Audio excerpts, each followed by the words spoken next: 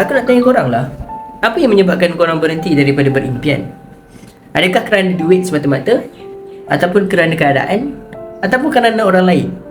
Jap, I want you guys to ask I want you guys to answer this one question.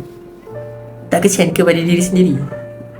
Tak kesian ke pada diri kita yang dulu seronok bermimpi, nak itu, nak ini, tapi kita hentikan semua benda tu kerana keadaan, kerana orang lain?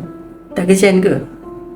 Kalau kita kesiankan diri kita sendiri, kita berhak dapat apa yang kita nak. Sebab apa? Allah dah bagi tahu, siapa yang berusaha, dia Allah akan bantu. So, berusaha untuk dapatkan apa yang kita nak. Barulah hidup tu tak dipenuhi dengan penyesalan kerana memenuhi keinginan dan kehendak orang lain semata-mata. Love ourselves first, okay? Share video ni and follow Syafiq.